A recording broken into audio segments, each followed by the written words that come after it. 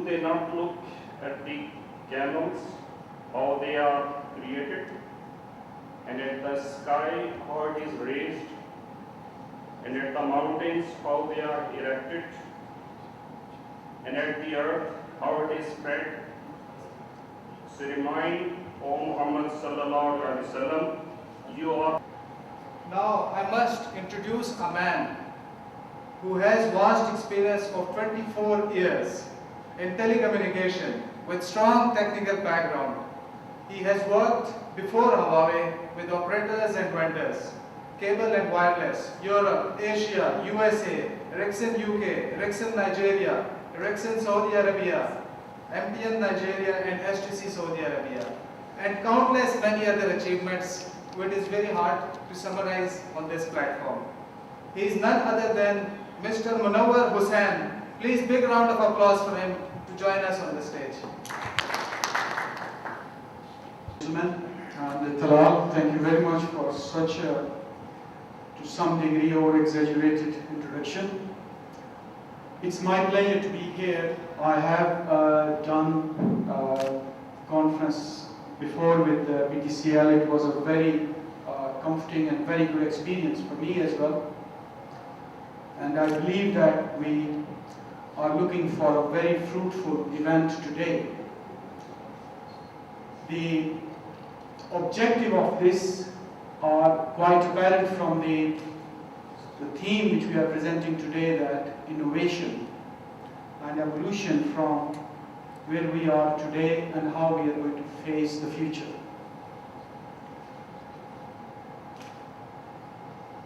Let me give you some brief about what is entailed today in this conference. We are going to see how telecommunication is evolving and what the major stakeholders and the major gurus of the industry, of the telecom industry, are thinking and planning ahead, and how it has transformed our lives. So it contains a telecom industry trend, not just in the telecom, but in fact ICT, information and communication technology. We talk about network evolution. The network is a vehicle where we deliver all these services which are like never ending, a stream of requirements from end users today. They want to enjoy TV, they want to enjoy video, they want to run their business, they want to use these platforms to entertain themselves with multimedia and social networking. I was looking at this stats from YouTube. It is mentioned that 60 hours of video is uploaded on YouTube servers every single minute of the day, and that is 365 days a year. Can you imagine the amount of data stream is being uploaded and viewed by the users? It is estimated that the 4 billion viewing is taking place a day from the YouTube server. 4 billion. That is almost like a 60% of the population of the world. There are only 7 billion people. So I look forward to this presentation, and also I would like my colleagues to please make this session interactive. You have any question, you feel comfortable, or you want to add your opinion, or you have some query about the subject being presented, please raise your hand and we can go through it, and we make sure that you go home today with a much more clear vision what we are talking over here. Before I start this presentation, I would like to share with you guys this about 7 to 8 minutes of video, which is to some degree few months older, not up to date. So some of the data you might see it is not reflecting what the data statistics we have today. But no doubt the trends and the information presented, it is very, very, what you call it, crucial us to realize what is happening around the globe and how we are positioning ourselves to take care of that. Huawei should, because I think it is the biggest vendor of PTCL.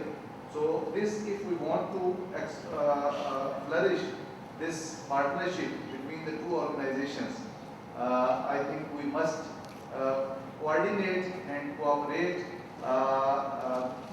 for the avenues in marketing and the network, that how we should control our churn and how we should improve our network, because challenges are there, and these challenges, of course, we can only cope with the cooperation of these two partners. So I once again thank you, Huawei team. I was told that you are a HR director. But I think you should be in the strategy development area. Really, your vision about the technology is far more than people perceive about what HR is doing. Thank you very much for your nice comments. I would like to start on now. I think where Mazhar Saab has left in regards to what is changing, what is going on in the world in terms of development of the technologies. What is technology in fact? The technology is an answer to the requirements. The requirements being placed on the suppliers and the operators. And who is the actual making these requirements is the end user. We will go through these. I hope nobody has read how many slides are there, because it's going to make you sit for quite a long time today. And I'm expecting that I will have a quite interactive session with you gentlemen. So nobody's going to leave. And I think the audience are, as far as my understanding from Mr. Saab's small speech, that you guys are also looking forward to this one. So let's start. I do not want to waste any more time. The agenda for today is telecommunication out of failures. So the failure prevails into a success. That's the success. So consequently, you will see the failure and then we will turn that into success. This is success story. So I think we will have a quite wide variety of ingredients for this event to make it more interesting and more fruitful. So let's start with this first part of telecom industry trend. What are people thinking? Like we said that 10 years ago, nobody could have envisaged what is coming next. I have said this in many other places as well, that the YouTube is a huge phenomenon. We did not have it, like 10, 12 years ago. And today, it is, I don't want to use the word destroying, but it is making very hard for every operator to cope with the requirement which is being placed on the network. You are putting huge amount of investment, huge amount of effort, energy, and man hours, but they are not paying to the operators. The operator is the one who is providing the venues, the playing field for the other stakeholders like Google's, Amazon, and Apple. These people are selling their products, and guess what? You are providing the venue and they are taking the benefits. I think my colleague said yesterday that Apple has reached up to 25 billion downloads. And you are the one who is providing the access to those billions of downloads. And guess who is making the money? They are making the money. And just to put things in perspectives, a 10 minutes of video clip consumes the network resources to such a degree that it occupies as much as resource as you have delivered 500,000 SMSs. If you deliver 500,000 SMSs, even at a 1 paisa per SMS, it's still hundreds of thousands of rupees. But if somebody watches a video clip of 10 minutes on his iPhone or on his, even on the Edge or on your e-video or even on the fixed line, how much will he pay? 2 rupees, 5 rupees, 10 rupees? Is there any comparison between both? Of course not. But the irony is that the operator has to bite this very painful bullet to provide the service with no revenue coming back.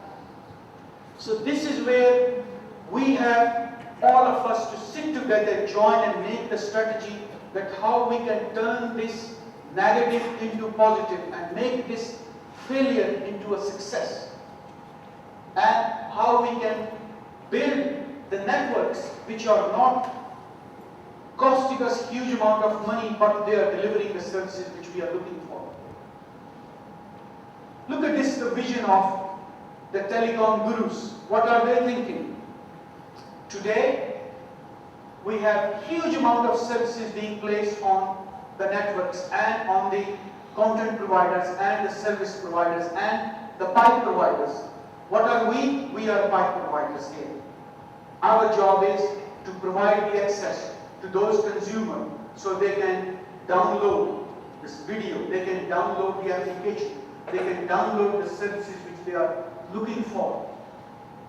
And look at the evolution of the devices.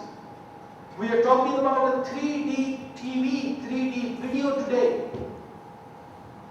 High definition video, which is consuming huge amount of network resources in terms of switching, transmission and access.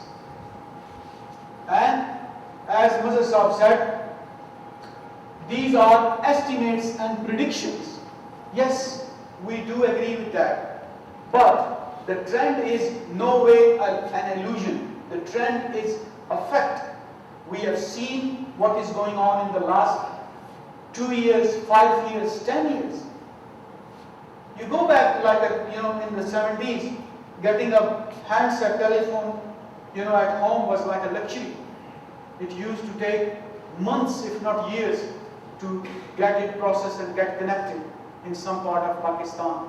And we are very lucky today that we have, as a consumers, we are consumers as well ourselves, that we have a services of a high class at our fingertips today. The person who is enjoying iPhone in New York, we are enjoying it in Islamabad, Karachi and Faisalabad and Lahore and places like that. And we are on the verge of entering into mobile broadband era. And the PTCL has to look very carefully into this, what is happening in the future. So let me get back to my slides again. Mobile broadband, the 3G. If you, my friends, remember when 2G, the mobile system was launched in early 80s, it was an analog system, we call it 1G. Today, we are at 4G level, LTE, long-term evolution. What are these 3G? 3G is providing data services with wireless technology in a nutshell. That's what 3G stands for. It is providing high-speed broadband access using wireless technology. And look how it is growing. It is multiplying it many times, like we saw an explosion of handsets, mobile communication, which overtook the fixed line services many years ago. In Pakistan, we are talking about 110 million mobile subscribers today. Just compare it with a fixed line penetration. There is no comparison in fact. And how are we going to do it? How are we going to deliver these services? Look at this bottom part of the slides. In terms of electronic evolution, electronic advances, they are saying today we have 3 billion transistor components on one chip, integrated circuit. And they are the building blocks of providing us these technologies and these solutions we are delivering to the society, high-speed broadband, either fixed or mobile. But we are not done yet. We are looking at 1 trillion components based integrated circuits. This is the vision of people. This is processing capacity which we are going to see not in a distant future, by 2018.